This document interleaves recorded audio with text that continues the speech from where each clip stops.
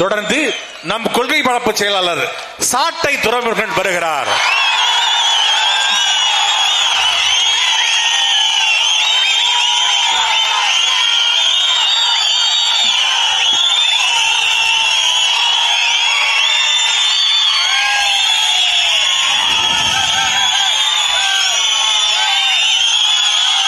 தேவேந்திர குல வேளாளர் எங்களை பட்டியலிருந்து வெளியேற்ற வேண்டும் என்று நடந்து கொண்டிருக்கிற இந்த கூட்டத்தில் அமர்ந்திருக்கிற அண்ணன் உள்ளிட்ட அனைவருக்கும் அன்பு வணக்கம். தேனியில் மலைகளும் ஆறுகளும் உண்டு, அங்கே கடல் இல்லை என்று கவிஞர் பாடினார். அந்த கடல் இல்லாத குறையை நிறைத்திருக்கிற இனமான சொந்தங்கள் அனைவருக்கும் என்னுடைய அன்பு வணக்கம். பொதுவாக ஒரு கோரிக்கை முழக்கத்தை வைத்து போராடுகிற கட்சிகள் ஒருவருக்கு பிரச்சனை என்றால் அவரை மையப்படுத்தி போராடும். ஆனால் இந்த போராட்டத்தினுடைய தலைப்பை நீங்கள் பார்க்க முடியும்.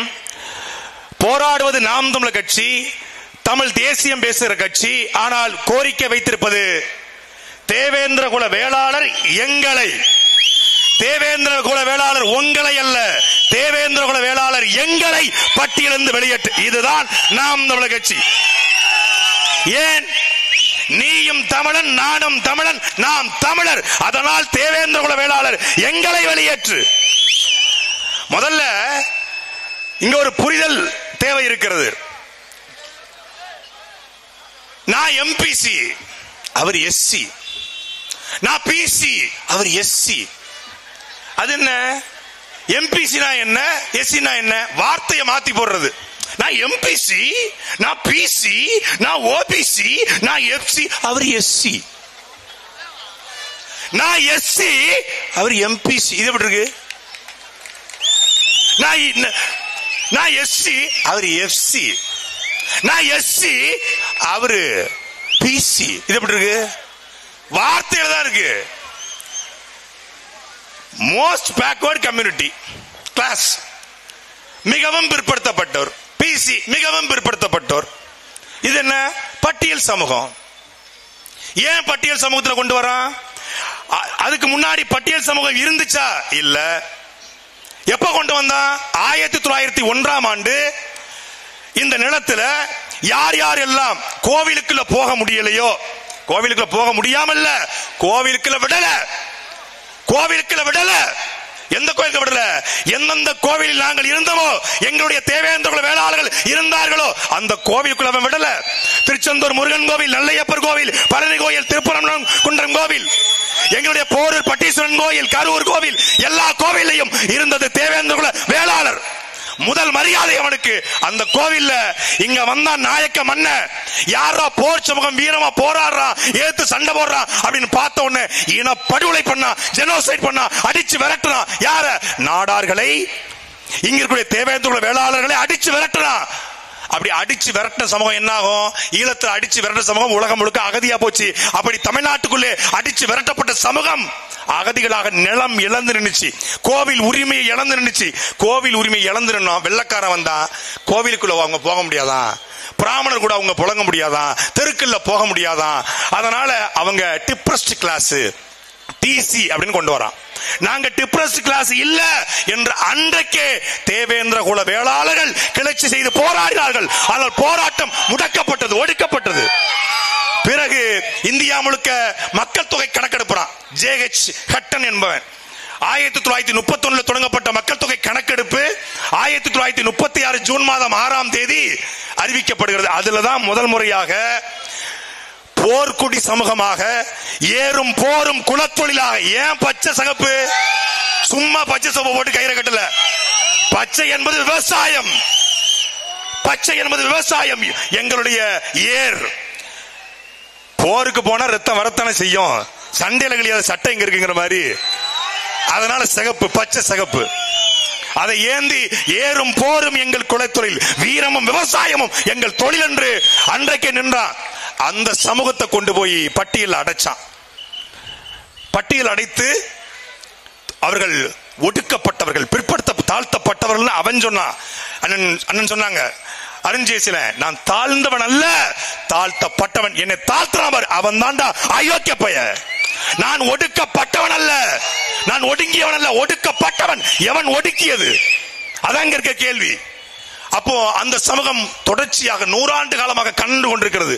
நான் இந்த நிலத்துல விவசாயம் செஞ்சேன், எனக்கு தெரிஞ்சு எங்க ஊர்ல 30 ஏக்கர் 40 ஏக்கர் எங்களுடைய தேவேந்திர சொந்தங்கள் வச்சிருக்கான். அவன் எப்படா ஒடுக்கப்பட்டவன்? பண்ணையார் எப்படா ஒடுக்கப்படுவான்? எங்க வாழ்றாங்க தேவேந்திர குல வேளாளர்? எங்க வாழ்றாங்க? காவிரி கரையினுடைய இரு புறமும், வைகை ஆத்துக்கரையினுடைய இரு புறமும், தாமிரபரணி ஆத்துக்கரையுடைய இரு புறமும். ஆத்து பக்கத்துல யார் வாழ்வா? யார்ட்ட விவசாயம் இருக்கோ, யார்ட்ட நிலம் இருக்கோ, அவன் தான் ஆற்றங்கரையில் வாழ்வான். உலகத்தின் நாகரிகம் ஆற்றங்கரை நாகரிகம். ஆற்றங்கரை நாகரிகத்தில் வாழ்ந்தவன் கீழடியில கிடைக்கல. வாழ்ந்தது தேவரா, தேவேந்திரா, கோனாரா, நாடாரா, பிள்ளமாரா, செட்டியாரன் கிடைக்கல. கிடைச்சது என்ன? வாழ்ந்தவன் தமிழன் ஆற்றங்கரை நாகரிகத்தில் வாழ்ந்தான் என்று கிடைத்தது. ஆற்றங்கரையில் வாழ்ந்தவன் தேவேந்திர குல வேளாளர்கள். தேவேந்திர குல வேளாளர் வேற, தேவர் வேற, நாடார் எல்லாம் ஒரே அண்ணன் தம்பி அக்கா மாமா மச்சனம் தான். மொத்தமா இங்க ஒரு கல்லரு, ஒரு பிரமலை கல்லரு, ஒரு மரவரு, ஒரு தேவேந்திரரு, ஒரு ஆதி தமிழரு, ஒரு கோணாரு நிப்பாட்டுவான், அருணாகர அவுத்து விட்டுருவான். வித்தியாசத்தை கண்டுபிடிச்சிரு பாப்போம். கண்டுபிடிச்சிரு. நான் ஏதோ ஏசி ஈஸில இருந்தாலும் வெள்ளையாயிட்டேன், இல்லைன்னா நானும் எங்க அண்ணன் மாதிரி தான் இருப்பேன். அண்ணது கருப்பலை அழகு, கருப்பழகு, அது கருப்பட்டி சாப்பிட்ட அழகு போடுவோம்ல பிட்ட. சீனி சாப்பிட்டா நீ ஸ்டாலின் மாதிரி இருக்கலாம், கருப்பட்டி சாப்பிட்டா எங்க அண்ணன் மாதிரி இருக்கலாம். அப்படி இருக்கலாம். எப்படி நீ முடிவு பண்ணிக்க? அப்போ ஒரு சமூகம் தன்னை வெளியேற்ற வேண்டும் என்று சமூகம் போராடியது. இதுவரைக்கும் தேவேந்திர குல மக்கள் போராடினாங்க. முதல் முறையாக மறவரும், கோணாரும், நாடாரும், பிள்ளைமாரும், வன்னியரும், கவுண்டரும், முதலியும், மூப்பனாரும், செட்டியும் சேர்ந்து கொண்டு நாங்கள் தமிழர்கள் எங்கள் தேவேந்திர குல வேளாளர்களை வெளியேற்று என்று போராடுகிறோம். வெளியேற்றுடா. அவன் எங்க அண்ணன்டா, என் தம்பிடா, அவன் என் கூட இருக்கணும் வா. இல்லங்க, அவரை வெளியேற்றிட்டா அந்த 7.5 இடஒதுக்கீட்டுல அவருக்கு எங்க கொடுக்கிறது? எக்கனாமிக்கலி வீக்கர் செக்ஷன் எங்க ராஜா கொடுத்த? உங்க அப்பா விட்டு சொத்தை கொடுத்தியா? எக்கனாமிக்கலி வீக்கர் செக்ஷன் எப்படி கொடுத்த? 10 விழுக்காடு. உயர் சாதி ஆனா ஏழை, உயர் சாதி ஏழை இருக்கலாம். ஆனா நாங்கள் இந்த மண்ணினுடைய பூர்வகுடி மக்கள், எங்களுடைய தொன்றுதொட்ட வரலாறு, பாரம்பரியம், கலாச்சாரம் இருக்கிறது. எங்களை இழிவுபடுத்தாத. எனக்கு வேண்டாம், எனக்கு பிசிஆர் வேண்டாம், எனக்கு எஸ்சி பட்டியல் வேண்டாம். வெளியேத்துறா. வெளியேத்து எங்க வைக்கிறது? பிசியில வை, எம்பிசில வை, இல்ல புதுசா ஒரு கிளாஸ் உருவாக்கு. உனக்கு சொல்லியா தரணும் உருவாக்க. புது சட்டம் ஏத்துற. ஆட்சிக்கு வந்து பாஜக ஆட்சிக்கு வந்து கிட்டத்தட்ட 80 சட்டங்களை இரவோடு இரவாக ஏத்துறிய, இரவோடு இரவாக பணம் செல்லாதுன்னு சொல்றிய, இரவோடு இரவாக ஜிஎஸ்டி போடுறிய. அப்படி அறிவிக்க வேண்டியதானே? நான் நரேன்ஷன், நீங்க டெவென்ஷன் அப்படின்னு மட்டும் பேச தெரியுது. அப்ப நம்மளுக்கு கைதிட்டு ஓட்ட போட்டாங்க. ஒரே விடிவுதான். ஒட்டுமொத்தமாக நாங்கள் தேவேந்திராக நின்னால் நமக்கான விடிவு கிடையாது. நாம் தனித்தனி சாதியாடு நாம் தமிழர் என்று நின்றால் மட்டும்தான் நமக்கான விடிவு. அதைத்தான் சீமான் இங்கே சாத்தியப்படுத்துகிறார். இது குறிப்பிட்ட கட்சிக்கு எதிரான போராட்டம் இல்ல.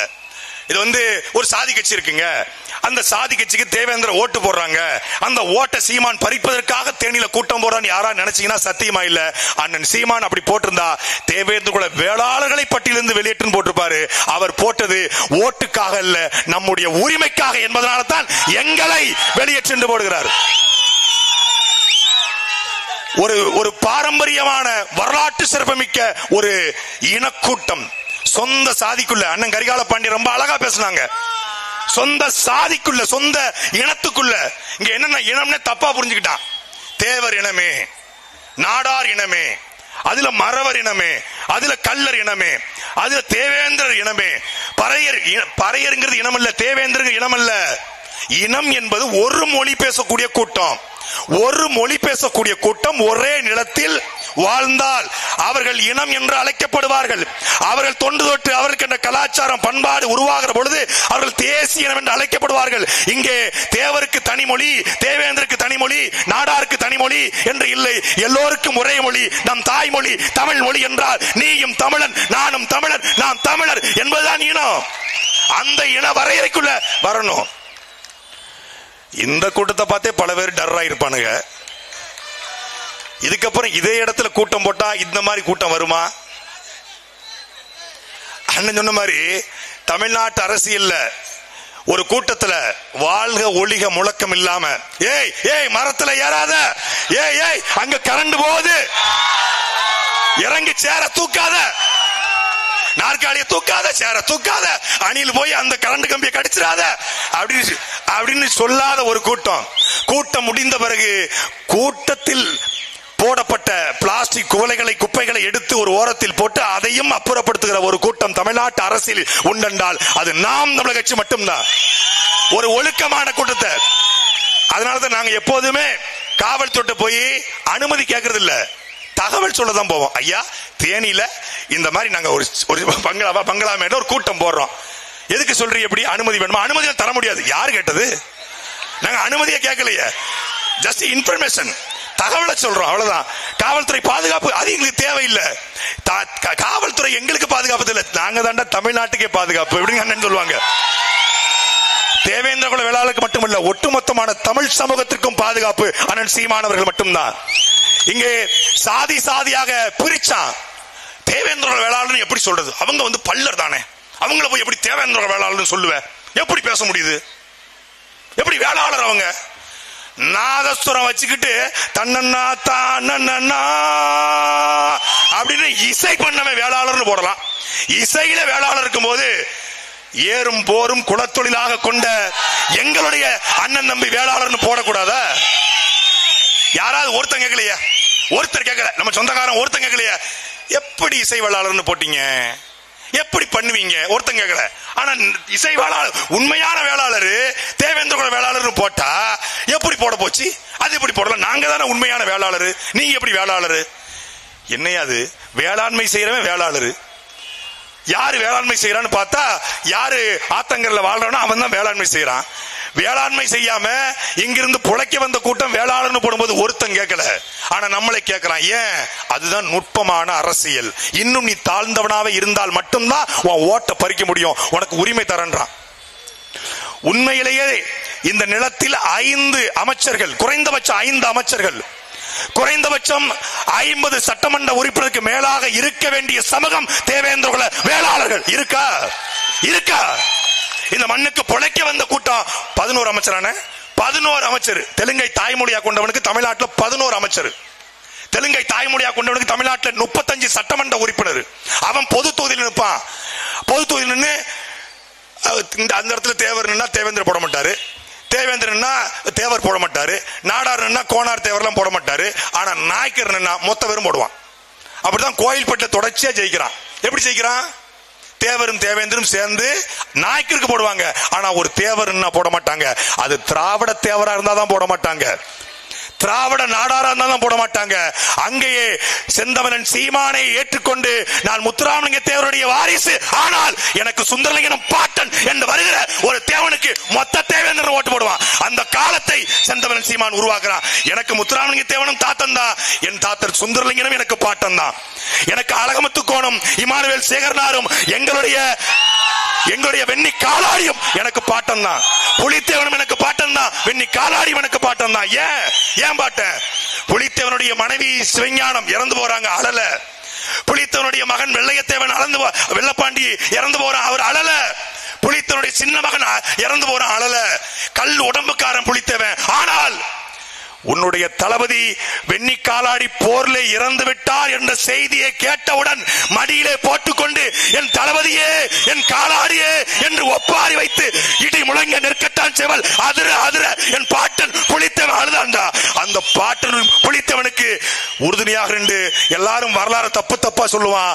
இந்திய விடுதலை போராட்டத்தில் களத்தில் மாண்ட முதல் தமிழன் நம் பாட்டன் வெண்ணி காலாடி. வெண்ணி காலாடி அவனுடைய வாரிசுகளும் புலித்தவன் வாரிசுகளும் சேர்ந்து ஒருமித்த குரலே முழங்குகிறோம். எங்களை பட்டியலிருந்து வெளியேற்ற வைப்போம். நன்றி, வணக்கம். நாம் தமிழர். அடுத்ததாக மாநில ஒருங்கிணைப்பாளர் ஹுமாயூன் கபீர் அவர்கள்.